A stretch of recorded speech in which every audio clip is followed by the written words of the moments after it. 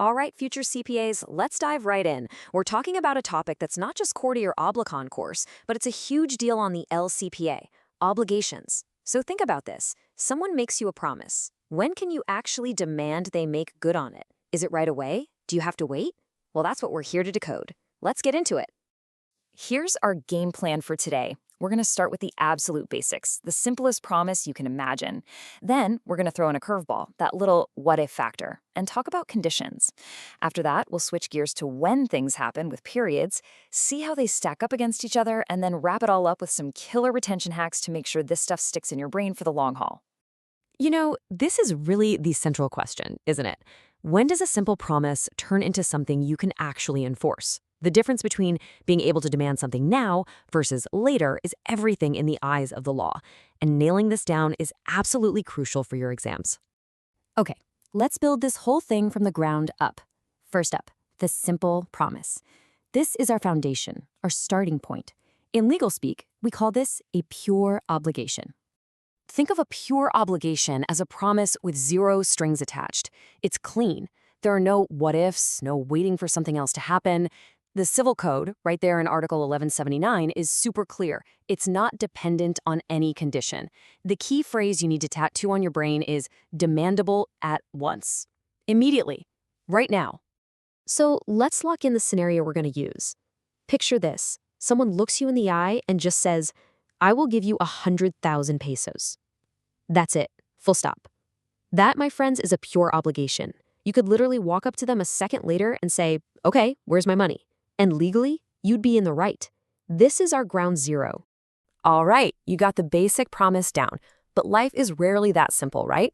So what happens when we toss in just one tiny phrase, a what if? Well, that's when we enter the fascinating world of conditional obligations. And look at that, our scenario just changed. I will give you 100,000 pesos if you pass the LECPA. Boom. That two-letter word, if, is a total game changer. It's the trigger. It just turned our simple, demandable right now promise into something completely different. Suddenly, that money is not yours for the asking anymore. So what exactly is a condition? For the exam, you've got to know it has two key ingredients. Number one, it has to be a future event. And number two, this is the big one, it has to be uncertain. Will you pass the LECPA? I mean, we're all rooting for you, but legally speaking, it's not a guarantee. It might happen, it might not. That uncertainty is the heart and soul of a condition. Okay, so we know what a condition is. But wait, there's more. The law likes to categorize things, and conditions are no exception. You absolutely need to know these different flavors for the exam, so let's break them down. All right, the two heavy hitters you'll see everywhere are suspensive and resolutory. Here's the easiest way to think about it. A suspensive condition is like a light switch that's turned off. The obligation is just waiting. It's suspended. When the condition is fulfilled, bam, you flick the switch on and the obligation comes to life. A resolutory condition is the total opposite. The light is already on. The obligation is active. But when the condition is fulfilled, it's like a kill switch. Flick, and the obligation is extinguished. It's over. So our promise of 100K if you pass the LECPA, that is a textbook suspensive condition. The switch is off. The obligation to pay you is just hanging there, totally inactive. It only springs to life. The switch only flips on the very moment your name appears on that PRC list of passers. Now let's flip it. How about this promise? I'll cover your review center fees until you pass the LECPA. See the difference? Here, the light is on. The obligation to pay is already active week after week. But the day you pass the exam, that's the condition. And when it's fulfilled, click. The kill switch is hit. The obligation is extinguished and the payments stop. That's resolutory. Now, there are a few other types you might see. Don't get bogged down, just know the key words. Potestative, that depends on someone's will, like if I decide to go to Cebu. Casual, pure chance, like if it rains tomorrow. Mixed, a little bit of both. And impossible conditions are exactly what they sound like. I'll pay you if you can breathe underwater for an hour. The law just says, nope, and voids the condition. And here is a really cool rule the law has. It's all about fairness. It's called constructive fulfillment. Imagine the person who promised you the 100K if you pass the exam. Then on exam day, they lock you in a room so you can't take it. They voluntarily prevented you from fulfilling the condition. The law steps in and says, you don't get away with that.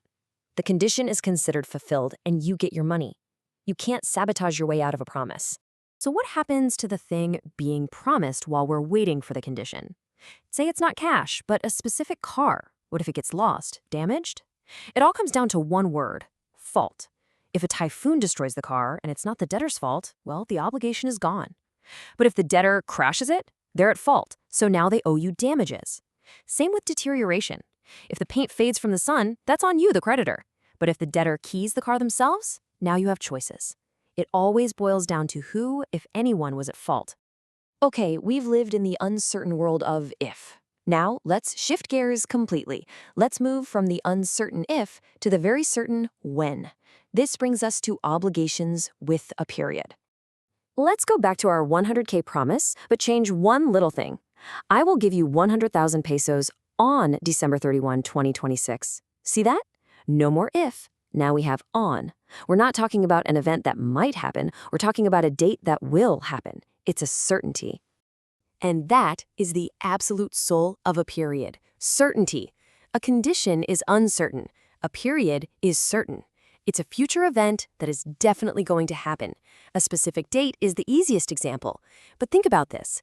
Even a person's death is a period. We don't know when it will happen, but it's certain that it will happen someday.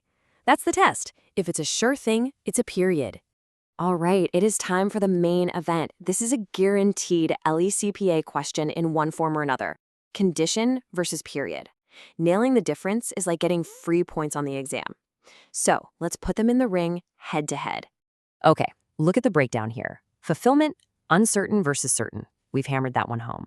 But the real knockout punch is the effect on the obligation. A condition messes with the very existence of the obligation. It either gives it life or takes it away. A period, on the other hand, doesn't touch the obligation itself. The obligation is already there. It exists. The period just tells you when it becomes demandable. It's about timing, not existence. Whew, okay, that was a lot of legal theory. So how do we make this stick for the long haul, right up until exam day? Let's boil it all down into some super concentrated, high-yield hacks. This is your ultimate cheat sheet. Let's go rapid fire. See a promise with no if or when? That's pure. You can demand it now. You see the word if? That's your trigger for conditional. It's uncertain.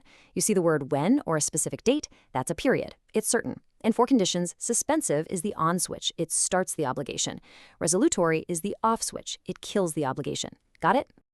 And before we wrap, here are 3 high-yield rules that examiners absolutely love to use as traps. 1. A suspensive condition that's all up to the debtor, like "I'll pay you if I want to," makes the obligation totally void. 2. If the specific thing promised is lost without anyone's fault while waiting for a suspensive condition, the obligation is gone. Poof, extinguished.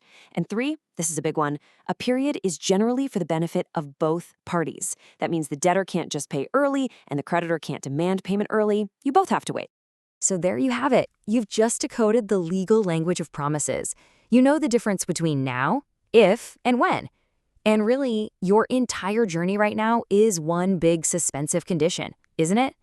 The reward is that CPA license, and the condition is passing the LECPA.